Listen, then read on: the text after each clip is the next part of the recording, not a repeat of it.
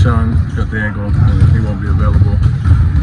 Jock took a low knee, so he got some swelling in his knee, needed knee hit during practice. So both of them are unavailable tomorrow? Yes. Have you been impressed with the way your team has gone about business this week in preparations for this game?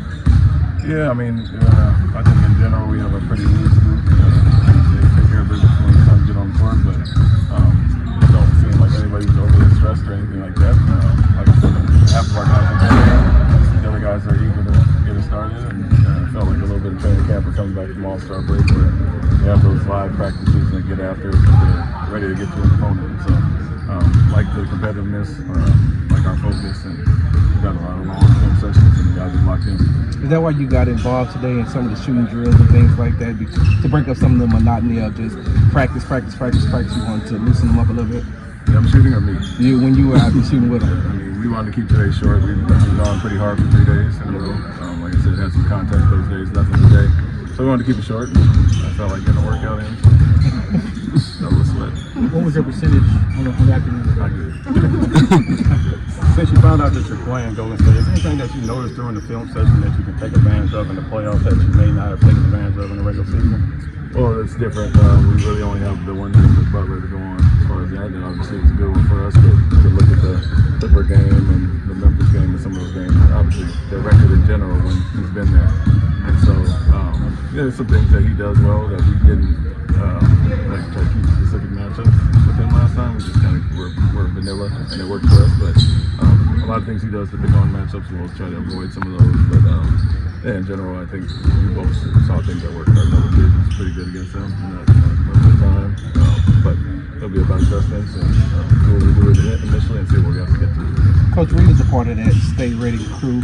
As a rookie, how do you keep him, ready to be able to, just in case you may have to use him in this playoff series? Yeah, we talked to our guys about it, and in general, I think they've all done a really good job, whether it's injury or situational, putting guys in, they've all been ready to play, and I think the vets and the guys kind of pride themselves on that, but for a young guy, it's a little bit harder, but he stayed engaged, and he's had opportunities, especially late in the year when some guys were out, obviously played well there, and so I'm not really worried about Reed as far as that. Guys understand there may be something that we need a spark plug or injury or foul trouble, whatever it has to be, and guys need to be prepared. And so I've said all year we rely on our depth at times, and we're very comfortable putting everybody in. Ime, you've coached playoff before.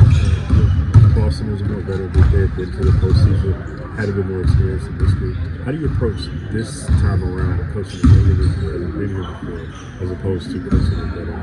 Yeah, I think the experience is the biggest thing, and you have to help them understand what it's going to be. I think I've said it quite a bit. Our vets are very vocal in the meetings and in our group meetings, telling about what to expect, really locking in on personnel. But it's more so how we can focus on the details. And when you're going game to game during the season, you kind of keep it vanilla, do what you do, and move on. Now it's time to kind of dig in there personnel-wise, specific plays, how we can take things away, but also being ready for what's to come. And so you've seen that at times this year. They've gone after Jalen in the pick and roll. They've gone after Alperen in the post, and understanding that they're going to do some of those things and how we prepare for them. Your team has a great, 2 weeks ago was a big example of that, but your team doesn't back down from maybe players and teams trying to intimidate them. How much do you have to kind of instill that even more, that teams are probably going to do that even more in the postseason? Yeah, how do you coach it? Yeah, I wouldn't say we have to. That's kind of been our identity even since last year, and so we've been a competitive group from day one.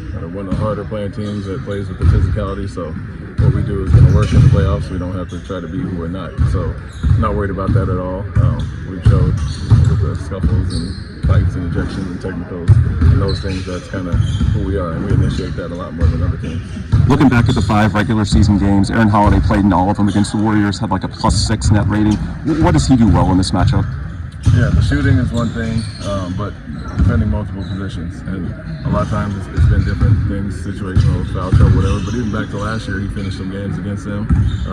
Feel he can match up well and has the toughness and experience to, whether it's chasing Curry around. Last year was getting into Clay a little bit, or playing guys that are bigger. Feel comfortable with him in all those spots, but it has been a good matchup for him that he's done really well in, and if we need him, obviously he'll be there to be relied upon.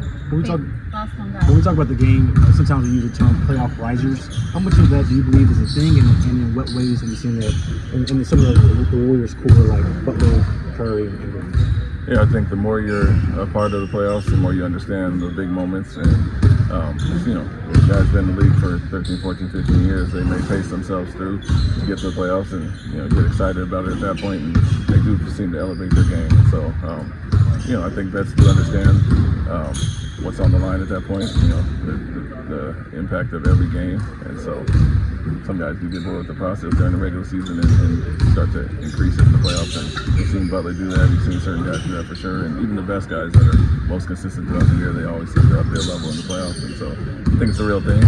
I was with Tim Duncan for a lot of years, and he would be bored at every shoot around, go about his business, and in the playoffs game, you know, flip that switch and take it to another level. What about you? What were you? Were you? I was a role player, so I had to play hard every night regardless. And similar to our young guys, they all do that anyway, so no different there. Thanks, Coach. Thank you. Thank you.